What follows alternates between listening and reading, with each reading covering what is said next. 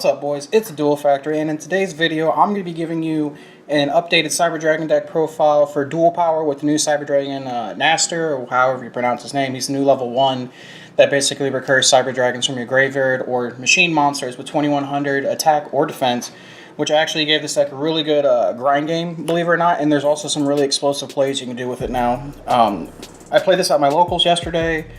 I know that's not saying much. I went 4-0 with it. I played 2 meta-competent decks, and then I played 2 rogue decks. The meta-competent decks being Thunder Dragon and Guru Control, and the other 2 were just local recipes that we're not even going to talk about. But after playing it, I think that card gives the deck a lot of consistency.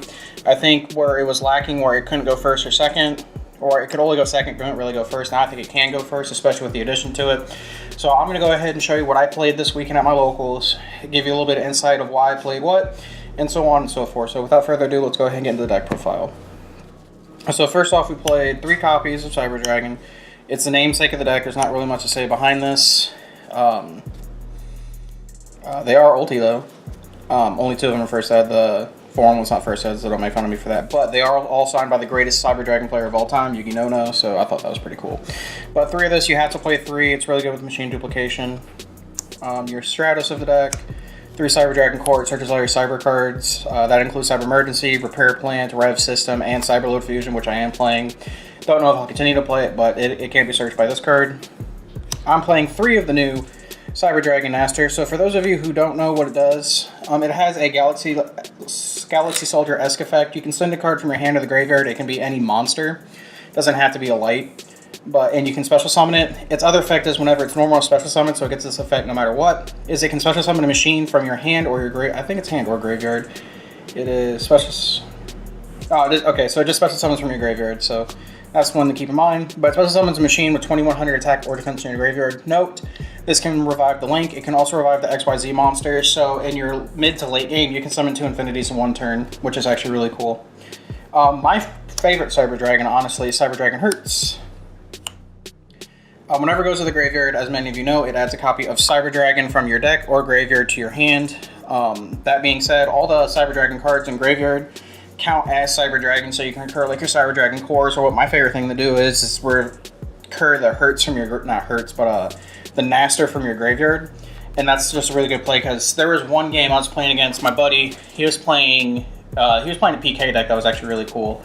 And I used the same Naster 3 times in one match, and that's honestly what kept me in the game. So that was really cool. And then on to the non-Cyber Dragon cards. That's all the Cyber monsters we play. 3 copies of Galaxy Soldier. He might as well be an honorary Cyber Dragon. He summons himself by discarding a light and adds another Galaxy card, so you can add another copy of himself. And he just helps you make your Novas and Infinities. And Pleiades. Pleiades is a really good card in this deck. For the monster hand traps, I play 3 copies of Phantasme. In theory, I thought this card was really good, but now looking back at it, maybe it's just because my local area isn't littered with meta, but this card wasn't very good, so I might move it to the side deck versus the main deck, but it was alright for its purpose. And then I also played 3 copies of Ash Blossom. It's just the best generic hand trap.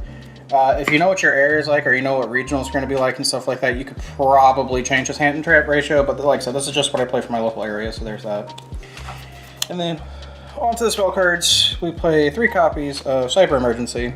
It's just Rhoda for any Cyber Dragon and any light machine monster that cannot be normal summon or set, so keep that in mind, but like I said, it's your best searcher. 2 copies of Cyber Repair Plants. I see a lot of people playing 1 and 2 Rev System. I think playing 2 of this and 1 Rev System is the correct ratio.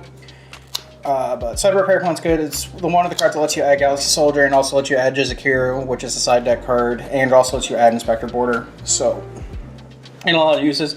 In Rev System, it's just Monster Reborn for Cyber Dragon. I mean, it's good. You can search it when you need it. Note, the Monster Revive Light can't be destroyed by card effect, and a lot of people forget about that. Oh, my dog's barking at something. Oh, that's enough, but anyway. So we also have 1 copy of Cyber Load Fusion. It's okay. I don't know if I play it again, but I mean, summoning Cyber Twin on your opponent's turn is pretty cool, so there's that. I'm also playing 1 copy of Overload Fusion. If I cut the Cyber Load, I'll probably play 2 of this because there's a really cool combo I want to show you guys with it, so there's that. And then the auto win, if you open it with any of your 9 targets, is Machine Duplication. And then for non-Cyber Dragon-esque cards, 3 copies of Cold by the Grave. You just want your plays to go through, and this is the best way to do it. Plus, it's really good going first as well.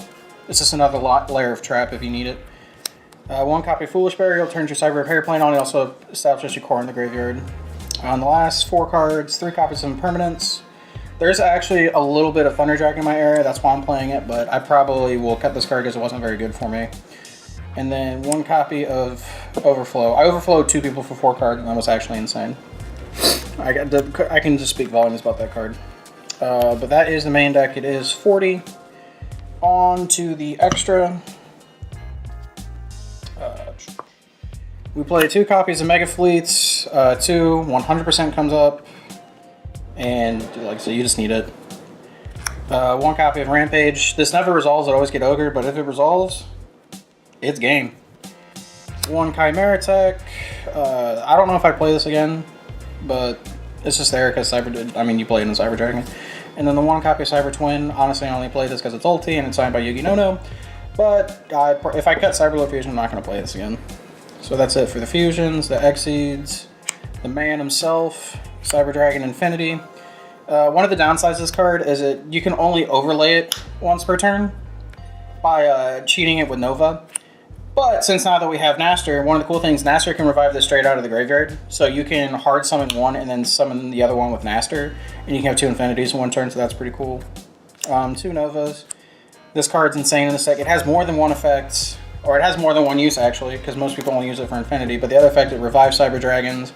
And it can pump itself up to 4,200, and that's a really relevant effect. And then 1 copy of Ken Stellar Glades. Then for the links, we play 1 Link Karibo, 1 Seeger, you only need 1. 1 Cliff Fort Genius, this card was actually insane for me. 1 Summon Sork, and 1 Nightmare Griffin. And that's it for my Cyber Dragon deck profile for you guys. Some changes I would make, like I said, I would probably cut one of the Cyberload Fusions, probably cut the Impermanences, maybe the Phantasmes. But if I'm going to, because I kind of want to play the Side Striker engine in it, just because Widow Anchor is a hell of a card, and it's really good with your, it's really good against Thunder Dragon to turn off Colossuses and whatnot. So I kind of want to play the Sky Striker engine in it, plus the Link monsters you make are machine monsters, which helps you go into a lot of your plays, and helps with the restriction of Cyber Dragon Naster. But I don't know. I'll do some, I'm probably going to keep playing this deck because I think it's going to be one of the least likely to be hit by the ban list, and it's a lot of fun to play. I'm not going to lie, plus I have all cards folded out, so that kind of helps. But those are my thoughts on it as of right now. Go ahead and tell me what you guys think in the comment section below. As always, thank you for watching. Always remember to like, comment, subscribe. Don't forget to check out our podcasts that me and Bingo HD do every week. Every Monday, we'll have a new episode out for you. This week, I think we're going to talk about the policy changes and some other stuff.